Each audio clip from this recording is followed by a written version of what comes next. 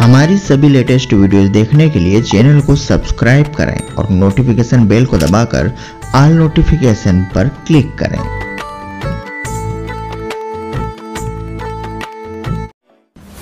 सत्य घटना, सत्य की तहता।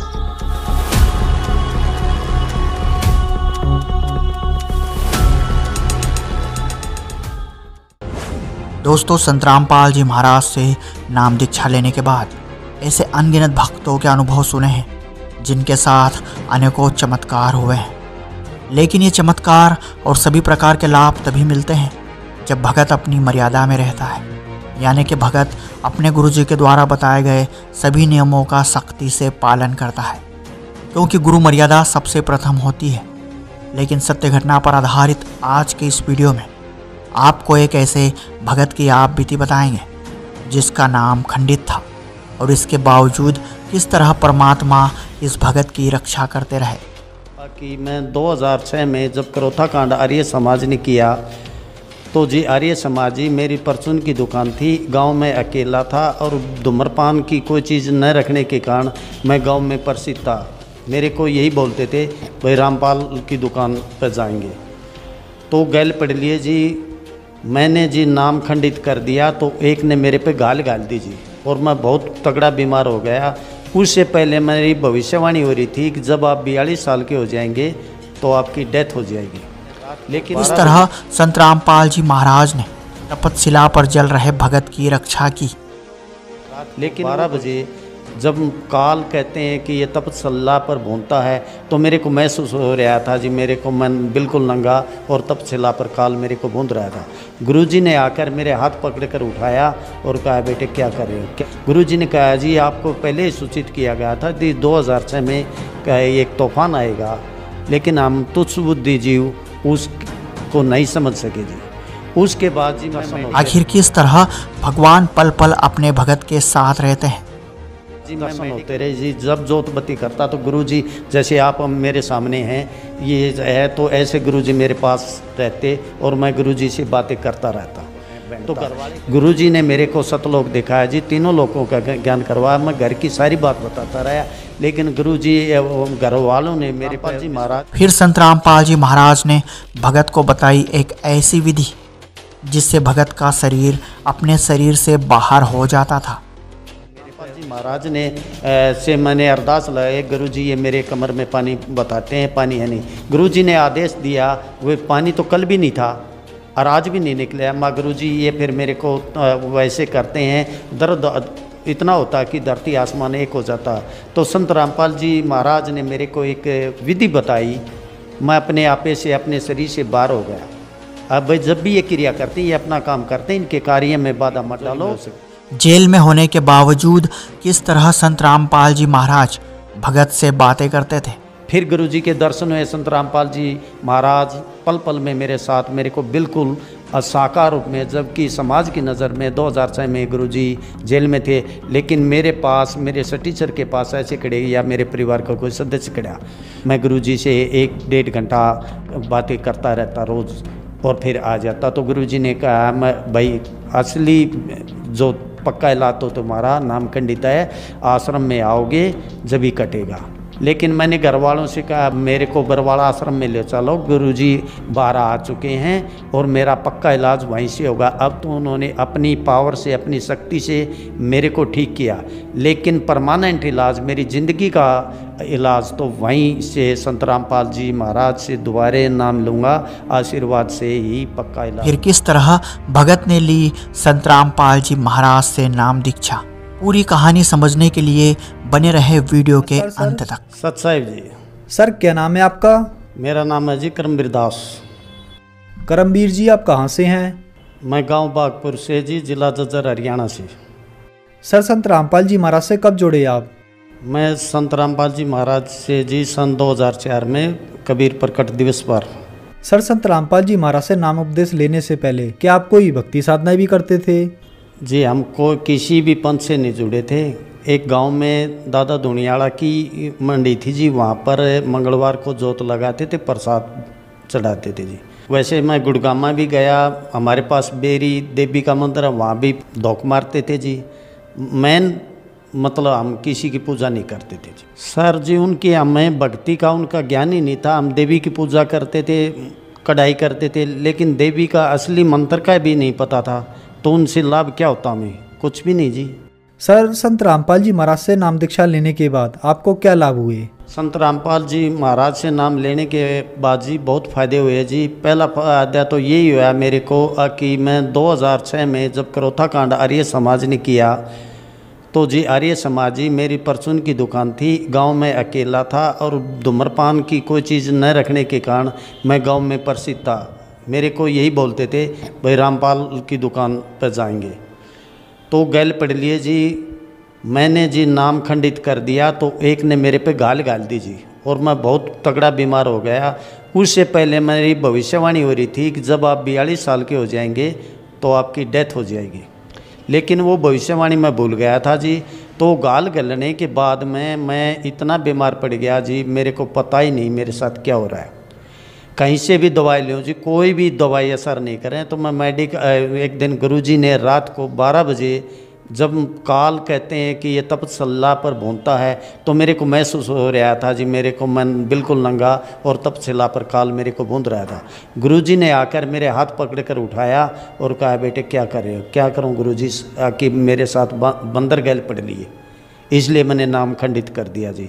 गुरुजी ने कहा जी आपको पहले ही सूचित किया गया था कि 2006 में एक तूफान आएगा, लेकिन हम तुच्छ बुद्धि जीव उसको नहीं समझ सके जी। उसके बाद जी मैं मेडिकल में गया। मेडिकल में गुरुजी को मेरे साक्षात दर्शन होते रहे जी। जब जोतबत्ती करता तो गुरुजी जैसे आप मेरे सामने हैं ये है, तो ऐसे गुरुजी मेरे पास रहते और मैं गुरुजी से बातें करता रहता। तो घर वाले कहते इसके दिमाग में फ़र्क हो गया भाई, ये गर्म गोली खा गया, अरे कुछ ही बैंडता। गुरुजी ने मेरे को सतलोक दिखाया जी, तीनों लोगों का ज्ञान करवाया। मैं घर की सारी बात बताता रहा, लेकिन गुरुजी घर वालों ने मेरे पे विश्वास नहीं किया। बड़ा भाई तो ये कहता भाई इसके दिमाग में फ़र्क हो गया। जब मैंने कहा कि आपने गरीबदास की वाणी सुनी है, गरीबदास को भी बावला बता दिया था इस क्या कर ले इस दुनिया साणी को, तो मैं सच बोल रहा हूँ, लेकिन मेरे को विश्वास, मेरी बात पर विश्वास नहीं किया। जब मेरे को मेडिकल रोहतक में ले जाया गया तो मेरे कमर में पानी बता दिया जी। पहले दिन पानी निकालने लगे तो जी पानी नहीं निकला। गुरुजी संत रामपाल जी के दर्शन हुए, वो मेरे साथ में खड़े हो गए, मेरे टीचर के पास मैं पड़ा हुआ था।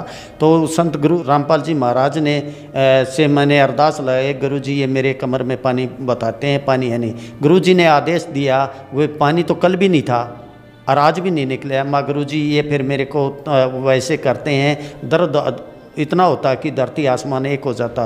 तो संत रामपाल जी महाराज ने मेरे को एक विधि बताई, मैं अपने आपे से अपने शरीर से बाहर हो गया। अब भाई जब भी ये क्रिया करते हैं, ये अपना काम करते हैं, इनके कार्य में बाधा मत डालो और जो करते हैं कर रहे हैं। जो आपकी बीमारी थी वो मैंने काट दी, अब तो ये अपनी क्रिया करने दो। अगले दिन जी फिर मेरे को पानी की चेकिंग के लिए गए। मैंने डॉक्टर से कहा माँ डॉक्टर साहब मेरी पर्ची पर लिख दो, मेरे कमरे में पानी नहीं है। डॉक्टर साहब ने भी मना कर दिया, लेकिन ये कहा भाई पानी तो है नहीं, लेकिन आप चेक करवाओगे तो मैं आपको लिखूँगा, वैसे नहीं लिखूँगा। फिर मेरे गुरुजी संत रामपाल जी द्वारा बताई विधि मेरे याद आई, मैंने कहा जी निकाल लो। बेंच पर लेट गया और गुरुजी के ने जो विधि बताई थी संत रामपाल जी महाराज ने, उस विधि का मैंने स्मरण किया। तो उन्होंने पानी निकाला, पानी निकला नहीं। मेरे को पता नहीं मेरे साथ क्या हो रहा है। तो जब वो कहे बड़ा भाई था, छोटा लड़का था जी, तो वो कहने लगे चल भाई उठ। तो मैं हंस रहा था, तो वो कहने लगे भाई कल तो तू किलकी मार के रो रहा था, आज तू हंस रहा है। मैंने उनको यही कहा आज मेरे पास कोई शक्ति थी, मालिक मेरे साथ में खड़े थे, उन्होंने मेरे को ये दिया, मेरे को किसी प्रकार का भी कोई दर्द नहीं हुआ। अगले दिन जी मेरे को इसमें पीजीआई में रंगीन एक्सरा बोल दिया, टीबी बता दी। मैंने कहा जी मैंने आज तक केवल अन्न का नशा किया है, मैंने धूम्रपान कोई भी नहीं किया, मेरे टीबी नहीं हो सकती। लेकिन डॉक्टर ने कहा अभी टीबी कमजोरी में हो सकती है। फिर गुरुजी के दर्शन हुए। संत रामपाल जी महाराज पल पल में मेरे साथ, मेरे को बिल्कुल साकार रूप में, जबकि समाज की नज़र में 2006 में गुरुजी जेल में थे, लेकिन मेरे पास, मेरे टीचर के पास ऐसे खड़े या मेरे परिवार का कोई सदस्य खड़ा। और गुरुजी से मैंने अरदास लगाई, गुरुजी ये मेरे टीबी बताते हैं। गुरुजी कहने लगे भाई आपको कोई भी रोग नहीं है, जो रोग था वो काट दिया। लेकिन मैं कहने लगा गुरुजी मेरा एक्सरा उतरेगा और मेरा ये अब ये चेक करेंगे, तो गुरुजी ने साफ मना कर दिया। मैंने कहा गुरुजी आप मना कर रहे हैं, मेरी पर्ची अंदर जारी है और मेरा नाम आने वाला है अभी। संत रामपाल जी महाराज कहने लगे कि आपको मेरे पर भरोसा है? माँ जी हाँ पक्का भरोसा, तो मेरे पर विश्वास रखो, आपका एक्सरा नहीं उतरेगा। थोड़ी देर बाद मेरा नंबर आया तो मेरे को पुकारा, मैं अंदर गया तो मेरी पर्ची वापस दे दी और कहा आपका एक्सरा नहीं उतरेगा। बड़े भाई ने डॉक्टर से कहा कि जी हम लाइन में लग रहे, इस मरीज़ को लेकर आए और जब आपको पर्ची जमा करी, ये पर्ची उसी के एक्सरा के लिए ही जमा करी थी। मैंने अपने बड़े भाई को बता दिया कि संत रामपाल जी महाराज ने मेरी पर्ची पर जो लिखा था वो अक्सर बदल दिए, अब मेरा एक्सरा नहीं होगा। लेकिन वो विश्वास ही नहीं कर रहे थे। मेरे को किसी प्रकार की भी कोई दवाई वहाँ नहीं मिली। और गुरुजी ने मेरे को सामने जब मैंने अपनी धूप बत्ती करी तो गुरुजी मेरे संत रामपाल जी महाराज मेरे पास आते, मैं गुरुजी से 1-1.5 घंटा बातें करता रहता रोज़ और फिर आ जाता। तो गुरुजी ने कहा मैं भाई असली जो पक्का इलाज तो तुम्हारा नाम खंडित है, आश्रम में आओगे जब ही कटेगा। लेकिन मैंने घर वालों से कहा मेरे को बरवाड़ा आश्रम में ले चलो, गुरुजी बाहर आ चुके हैं और मेरा पक्का इलाज वहीं से होगा। अब तो उन्होंने अपनी पावर से अपनी शक्ति से मेरे को ठीक किया, लेकिन परमानेंट इलाज मेरी ज़िंदगी का इलाज तो वहीं से संत रामपाल जी महाराज से दोबारे नाम लूँगा, आशीर्वाद से ही पक्का इलाज होगा। मैंने बड़े भाई साहब से कहा अब भैया ऐसी बात है, आज मेरे को आप किसी अच्छे डॉक्टर के पास ले चलो जहाँ मेरे चेकिंग हो जाए। तो बड़ी भाई साहब ने ऐसे ही बोला भाई देखो झाड़े झपटे में कुछ नहीं है, डॉक्टर का काम तो डॉक्टर ही करेगा। मेरे को दुख हुआ कि आप ऐसे ही कैसे कह दिया कि वहाँ झाड़े झपटे, वहाँ किसी भी प्रकार का कोई भी गंडा डोरी या झाड़ा झपटा या पाखंड नहीं है। वहाँ तो सत भक्ति बताई जाती है और सत भक्ति से ही हमारे रोग दूर होते हैं। फिर भाई साहब ने कहा आप कौन से डॉक्टर? तो बेरी में एक बड़ा डॉक्टर था, उसके पास गए। उसने चेकिंग करते करते समय मेरी नाड़ी छूट जाती थी, तो उन्होंने कहा भाई जल्दी से जल्दी इसको PGI रोहतक ले जाओ। भाई ने कहा कि चलो भाई गाड़ी करके ले आओ। मैंने उसकी आवाज़ सुनी तो मैंने भाई को मना कर दिया, भाई रोहतक ले जाने की कोई आवश्यकता नहीं। सुबह मैंने कह दिया भाई गुरुजी के पास, संत रामपाल जी के पास बरवाड़ा आश्रम में हमें जाना। तो हम बरवाड़ा पहुंच गए जी। बरवाड़ा पहुंचने के बाद उस दिन आर्य समाज ने वहाँ भी अपना वो रख रखा था। तो भाई डर गया और मेरे से धीरे से बोला भैया मेरे को तो आश्रम का पता नहीं और आर्य समाज का धरना यहाँ भी है, बताओ क्या करें। मैंने कहा गुरुजी ने गाड़ी भेज दी है या किसी प्रकार का कोई भय नहीं है, गाड़ी आने। मेरे को आश्रम से गाड़ी आती दिखाई दे रही। भाई ने फिर भी छो में आके कहा हाँ तेरे लिए गाड़ी भेजेंगे, तेरे अकेले के लिए। मैं कहा मेरे में लिए नहीं, पूरी संगत के लिए गुरुजी संत रामपाल जी महाराज वाहन भेजते हैं और कोई किराया नहीं लेते। और जब मैं उनका शिष्य हूँ तो मेरे अकेले के लिए भी गुरुजी गाड़ी भेज देंगे, उन्हें कोई किसी प्रकार का वो नहीं है।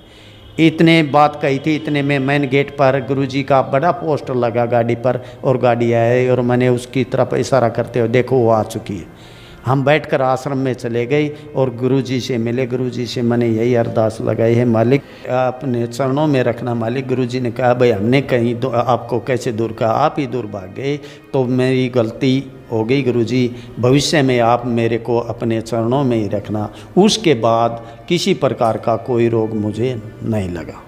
और तो जी मेरे अपने लाभ बताऊंगा तो बहुत ज़्यादा हैं। मैं सामाजिक लाभ बताऊंगा कि संत रामपाल जी ने जैसे कोई भी समाज या सरकार कन्या हत्या पर, भ्रूण पर रोक लगाने में समर्थ नहीं हो, लेकिन संत रामपाल जी महाराज ने एक ऐसे समाज का निर्माण किया जिससे उस पर रोक लगी है, जिसमें आप हर साल लाखों की संख्या में बिना दहेज के शादी हो रही हैं, जिसमें एक भी पैसा किसी का खर्च नहीं होता। तो संत रामपाल जी महाराज ने पता नहीं कितने लाखों करोड़ों परिवारों को नशे से मुक्त करवा दिया। तो उनमें नशे की भी और दहेज लोभ की भी आदत नहीं है। तो हमारी बहन बेटियां वहाँ शादी करके अपना गृहस्थ बहुत अच्छी ढंग से बिता रही हैं।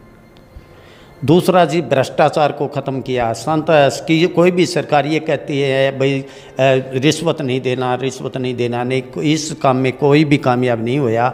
लेकिन संत रामपाल जी महाराज ने एक ऐसे समाज का निर्माण किया, जो न तो रिश्वत देंगे न लेंगे, यहाँ तक कि सहयोग भी नहीं करते, और आपस में किसी की आर्थिक सहायता करते भी हैं तो संत रामपाल जी महाराज के शिष्य ब्याज के रूप में एक पैसा भी किसी से नहीं लेते, फ्री में केवल मूल ही लेते हैं।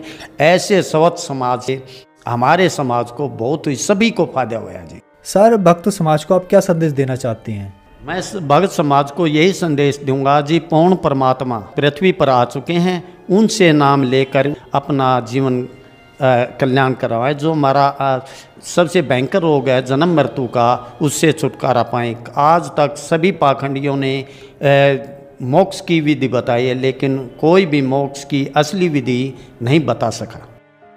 सर, संत रामपाल जी महाराज से कैसे जुड़ सकते हैं?